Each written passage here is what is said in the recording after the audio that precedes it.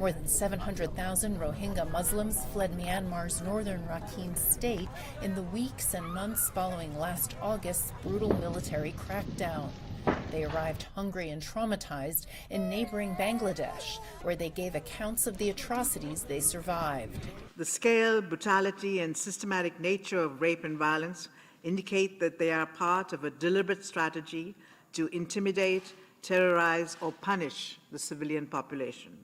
They are used as a tactic of war. The acts we found include rape, gang rape, sexual slavery, forced nudity, and mutilations. The UN panel concluded that the Myanmar military's response to attacks by Rohingya militants, which killed a dozen security officers, was immediate, brutal, and grossly disproportionate, and was likely pre-planned. They say it was also the gravest of war crimes. These have principally been committed by the military, the Tatmadaw.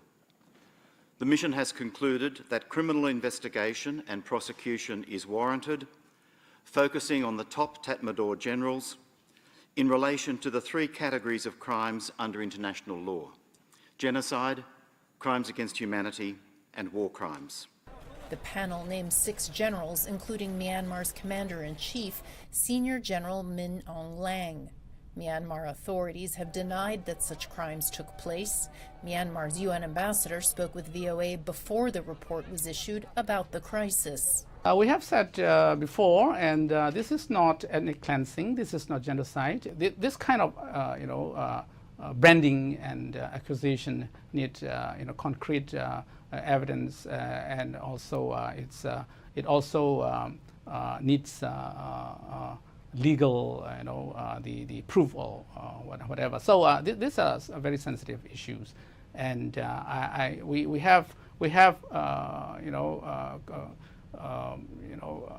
categorically denied this kind of branding of the action of the security forces. The fact-finding mission is calling for the UN Security Council to refer the situation to the International Criminal Court at The Hague.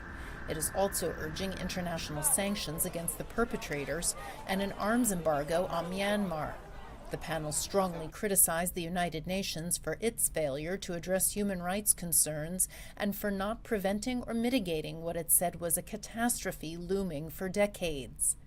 Aung San Suu Kyi was also criticized for not using her position as de facto head of government and her moral authority as a Nobel laureate and democracy activist to curb or prevent the crisis. Margaret Bashir, VOA News, the United Nations.